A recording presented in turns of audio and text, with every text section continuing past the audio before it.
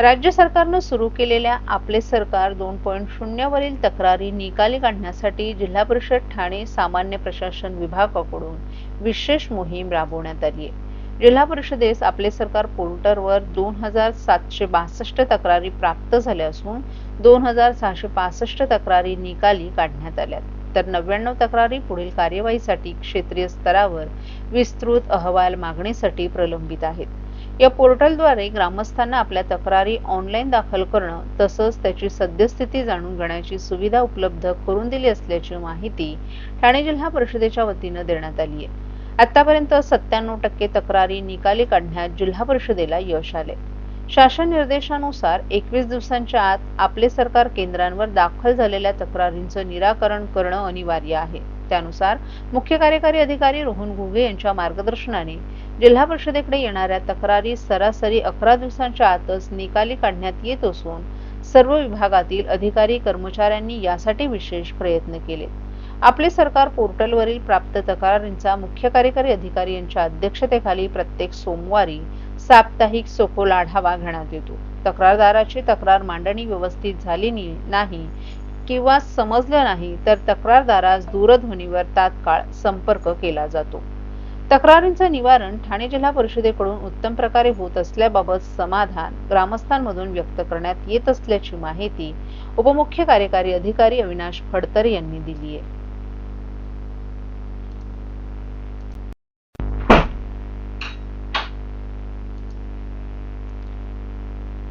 ठाण्यातील Highland super speciality हॉस्पिटलनं ट्रायजेमिनल न्यूरॅल्जिया या दुर्मिळ आणि अत्यंत वेदनादायक आजारानं ग्रस्त असलेल्या 2 रुग्णांवर यशस्वी शस्त्रक्रिया करून त्यांना नवीन जीवनदान दिले।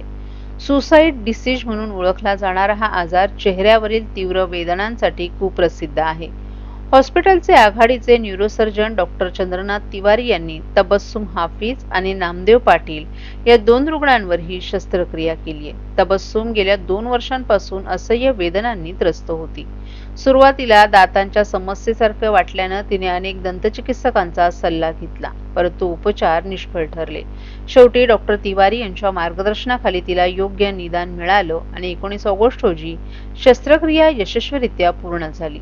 आज ती पुन्हा हसत बोलत आणि सामान्य जीवन जगत आहे। तर दुसरे रुग्ण रिक्षा चालक नामदेव पाटील यांनाही चेहऱ्यावर विजेच्या झटक्यांसारख्या वेदना होत होत्या। अनेक उपचारानंतरही फरक न पडल्यानं त्यांनी हायलँड हॉस्पिटलमध्ये दाखल होऊन 13 मे रोजी शस्त्रक्रिया करून घेतली। आज ते पुन्हा आपल्या दैनंदिन आयुष्यात परतलेत। TN हा एकतर्फी विकार असून अचानक येणाऱ्या तीव्र वेदनांचा यात त्रास होतो। यामुळे रुग्णांच्या मानसिक आणि शारीरिक आरोग्यावर गंभीर परिणाम होतो। मात्र योग्य निदान आणि शस्त्रक्रियेद्वारे यातून पूर्ण बरं होणं शक्य असल्याचं डॉक्टर तिवारी यांनी सांगितलं। या यशस्वी शस्त्रक्रियांमुळे हायलँड सुपर स्पेशालिटी हॉस्पिटलचं नाव पुन्हा एकदा ठळकपणे पुढे आलं असून चेहऱ्यावरील वेदनांनी त्रस्त असलेल्या रुग्णांसाठी आशेचा किरण ठरलंय। सर्व नागरिकांना आवाहन करण्यात येत आहे की सध्या डासांमार्फत पसरणाऱ्या डेंग्यू या आजाराचा प्रसार रोखण्यासाठी प्रत्येकाने पुढील प्रमाणे कार्यवाही करावी। डेंग्यू आजार एडिस इजिप्ती हा डास चावल्याने होतो। या डासांची पैदास साचलेल्या किंवा साचवलेल्या स्वच्छ पाण्यामध्ये होते। 8 दिवसांपेक्षा जास्त दिवस पाणी उघडे व साचून राहिल्यास त्यात डास अंडी घालतात। अंड्यांच्या अळ्या तयार होऊन पुढे डास तयार होतात। यासाठी आपल्या घरातील पाणी साठे उदाहरणार्थ बॅरल्स, पिंपे, टाक्या, हौद, रांजणे इत्यादी दर आठवड्याला रिकामे करून घासून पुसून कोरडे करून पुन्हा भरावे। 1 दिवस कोरडा दिवस म्हणून पाळावा। पाणी साठ्यांना घट्ट झाकणे बसवावीत किंवा जुनी साडी, चादर, धोतर यांनी बांधून झाकून ठेवावीत, म्हणजे डास त्यात जाऊन अंडी घालणार नाहीत। घराच्या गच्चीवर, आजूबाजूला, अंगणात कोठेही पाणी साचू देऊ नये। भंगार सामान उघड्यावर टाकू नये, उदाहरणार्थ टायर्स, प्लास्टिक सामान, कुंड्या, टाकाऊ वस्तू इत्यादी। अशा सामानात पावसाचे पाणी साठून त्यात डेंग्यूच्या डासांची पैदास होते। घरातील कूलर्स, फ्रीजच्या पाठीमागील ट्रे हे देखील वेळोवेळी कोरडे करावेत।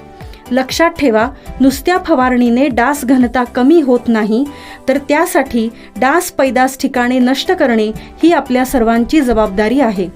कोणताही ताप अंगावर न काढता जवळच्या शासकीय रुग्णालयात मोफत औषधोपचार घ्या. अशा प्रकारे नागरिकांनी सहकार्य केल्यास डेंग्यूचा प्रसार रोखणे सहज शक्य आहे. ठाण्यातील प्रचंड वाहतूक कोंडी, अवजड वाहनांची बेकायदेशीर वाहतूक आणि प्रशासनाच्या निष्क्रिय विरोधात महाराष्ट्र नवनिर्माण सेनेनं पुन्हा एकदा आक्रमक भूमिका घेतली आहे. येत्या 20 सप्टेंबर रोजी मनसेकडून ठाणे महानगरपालिकेसमोर ट्रॅफिक मार्च मोर्चा काढण्यात येणार असून हा मोर्चा मनसे नेते अविनाश जाधव यांच्या नेतृत्वाखाली होणार आहे. सोमवारी झालेल्या प्रशासनाच्या बैठकीत उपमुख्यमंत्री एकनाथ शिंदे यांनी घोडबंदर रस्त्यावर रात्री 12 वाजल्यानंतर जड वाहने सोडण्याचे आदेश सर्व यंत्रणांना दिले आहेत. याच पार्श्वभूमीवर मनसेनं प्रशासनाला थेट इशारा दिलाय. जर हे ट्रक 12च्या आत रस्त्यावर दिसले तर मनसे कार्यकर्ते ते फोडून टाकतील असा इशारा देण्यात आलाय. अविनाश जाधव यांनी पत्रकार परिषदेत उपमुख्यमंत्र्यांचा आदेश पाळणार नसेल तर कोणाचा आदेश पाळणार? सरकार प्रशासन चालवत आहे की राजकीय नेते चालवत आहेत? अशाच प्रकारचे आदेश परिवहन दिले होते. दुसऱ्या दिवशी देखील अवजड वाहनं मात्र सुरू होती.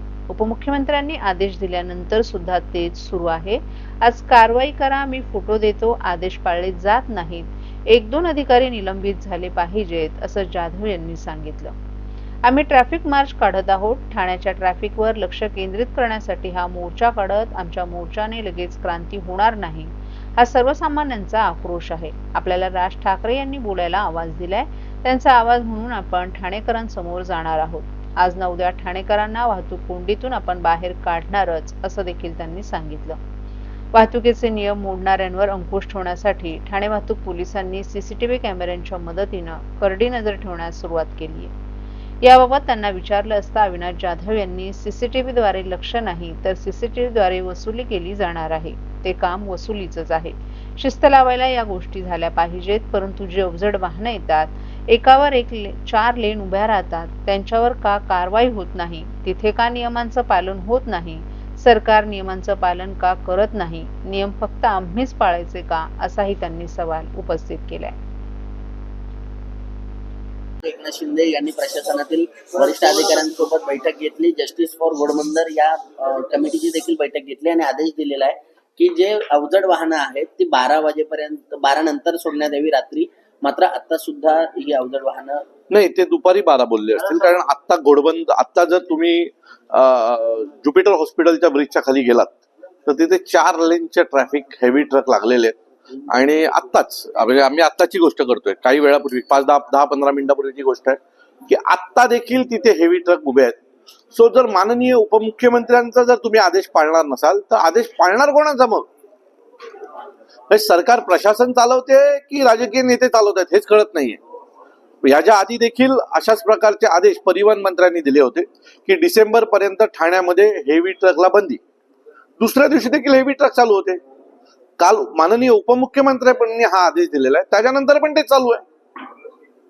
सो मला कळत नाहीये की नक्की सरकार प्रशासन चालवत आहे, अधिकारी चालवत आहेत की राजकीय नेते चालवत आहेत. एकीकडे असं पण म्हटलं जात आहे की जर हे वेळा पाळल्या गेल्या नाही तर अधिकाऱ्यांवरती कारवाई केली जाईल. हो, मग मी तेच सांगतो, आज कारवाई करा, कारण आज चालू आहे. आता मी पाहिलं तर त्याचे फुटेज आणि फोटो देतो तुम्हाला. आदेशच पाळला जात नाहीये ना.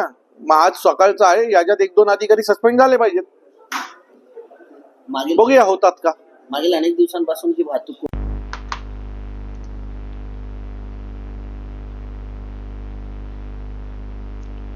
ठाणे जिल्हा परिषदेमार्फत ग्रामीण विकास, स्वच्छता, आरोग्य, पोषण आणि पर्यावरण संवर्धनासाठी विविध शासकीय अभियानांची प्रभावी अंमलबजावणी होणार आहे. या संदर्भात आज मुख्य कार्यकारी अधिकारी रोहन घोगे यांच्या अध्यक्षतेखाली पत्रकार परिषद घेण्यात आली. मुख्यमंत्री समृद्ध पंचायत राज अभियानाअंतर्गत ग्रामपंचायत, पंचायत समिती आणि जिल्हा परिषदा यांना कामगिरीनुसार पुरस्कार देऊन ग्रामविकासाला गती देण्यात येणार आहे. सुशासन, सक्षम पंचायत, जलसमृद्ध व स्वच्छ गाव, सामाजिक न्याय, लोकसहभाग या घटकांवर विशेष भर देण्यात येणार असून 245.20 कोटी रुपयांचे एकूण 1902 पुरस्कार वितरणाचं नियोजन आहे. या अभियानाचा जिल्हा शुभारंभ 17 सप्टेंबर रोजी ग्रामपंचायत खोणी कल्याण येथे उपमुख्यमंत्री एकनाथ शिंदे यांच्या हस्ते होणार आहे.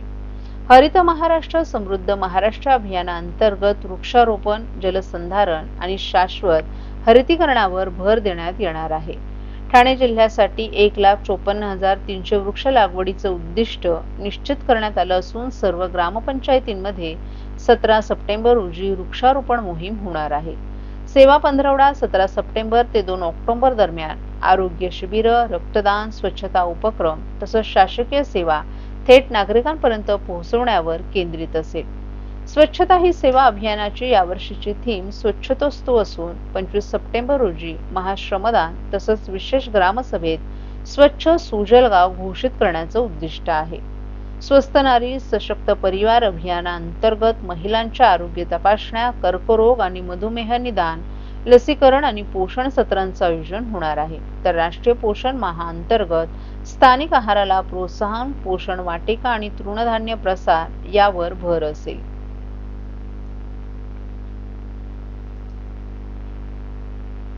सर्वांना नमस्कार. ग्रामीण विकास विभागामार्फत मुख्यमंत्री समृद्ध पंचायत राज अभियान या एका महत्त्वाकांक्षी आणि सर्वसमावेशक अभियानाची सुरुवात 17 सप्टेंबर रोजी करण्यात येत आहे. या अभियानाचा कालावधी 17 सप्टेंबर ते 31 डिसेंबर हा असणार आहे आणि त्याच्या पूर्वतयारीमध्ये आपण क्षमता बांधणी प्रशिक्षण ही जिल्हास्तर, तालुकास्तर आणि ग्रामस्तर याच्यामध्ये सर्वच लोकांची क्षमता बांधणी प्रशिक्षणं घेतलेली आहेत. क्षमता बांधणी ग्रामसभा घेतलेल्या आहेत. याची मोठ्या प्रमाणावरती प्रचार प्रसिद्धी करण्यात आलेली आहे आणि ह्या अभियानाचं जे स्वरूप आहे ते अगदी सर्वसमावेशक आहे.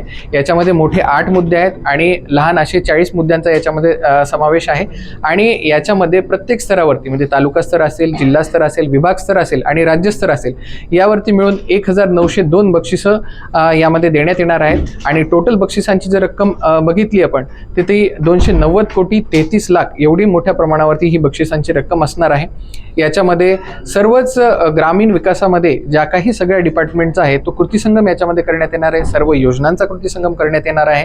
याच्यामध्ये आपण स्वच्छता ही सेवा, सेवा पंधरवडा, त्याच्यानंतर हरित महाराष्ट्र, त्याच्यानंतर पोषण अभियान आणि त्याच्यानंतर स्वस्थ नारी सशक्त परिवार यासारख्या सर्व अभियानांचा कृतीसंगम करणार आहोत. तेही 17 तारखेलाच त्यांचाही शुभारंभ होणार आहे.